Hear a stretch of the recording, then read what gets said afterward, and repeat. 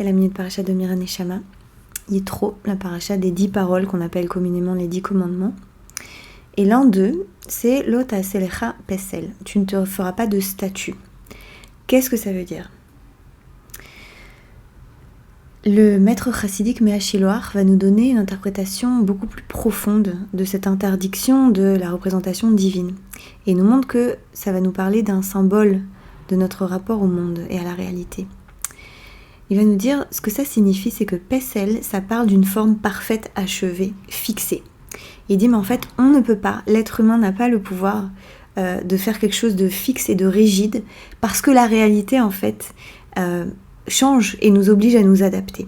Et il nous raconte cette histoire passionnante qui est dans Ruth Rabbah, donc dans un midrash sur le livre de Ruth, puisqu'il y a un lien entre la paracha Yitro et le livre de Ruth, puisque Ruth c'est Shavuot, et c'est à Shavuot qu'on célèbre ce moment-là de Matan Torah, du don de la Torah, et de Kabbalat Torah, de la réception de la Torah.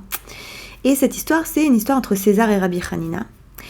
Et César qui dit, bon ok, moi je vais faire une Torah comme Moshe. Alors moi je vais décréter moi aussi, voilà, on n'allumera pas de feu pendant 3 jours. Sauf que tout d'un coup, il voit de la fumée qui sort d'une maison, et en fait c'est parce qu'il y avait quelqu'un de très malade et il fallait absolument allumer un feu pour faire chauffer quelque chose pour le sauver. Et là César dit, mais je comprends pas, c'est contraire à la loi. Et ce qu'il ignorait, c'est que dans la loi juive, selon la loi juive, sauver une vie est plus important que l'interdiction d'allumer un feu pour Shabbat par exemple. Et voilà, l'enseignement ici, c'est que y a une loi qui nous est donnée, qui peut avoir l'air complètement rigide, mais nous rappelle le Meah Shiloach, cette loi, elle peut être amenée à nous dire une chose et son contraire, selon les circonstances. Et c'est pour ça qu'il y a une importance à la fois à se donner à un cadre et à suivre des instructions, et à la fois à ne pas se prendre pour Dieu nous-mêmes, surtout pas dans la rigidité. Surtout pas dans la rigidité. Parce qu'il y a quelque chose dans la vie qui va nous forcer à revoir certaines des règles qu'on s'est données. Et je pense à ça, je pense à ce deal tellement douloureux qu'Israël a accepté pour le retour de ses otages. Alors même qu'on a ce principe-là, on ne négocie pas avec les terroristes, on ne fera pas de concessions, etc. Et oui, les concessions, on les a fait. Parce que oui, une vie humaine, c'est plus important que se tenir à tout prix à certains principes.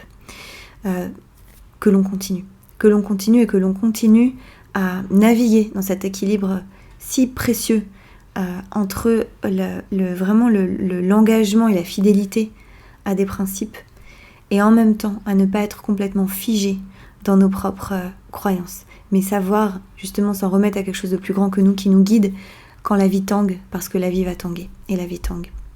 C'est la minute paracha de Mira Neshama. Ça vous a plu, n'hésitez pas à commenter, à liker, à partager. Shabbat Shalom.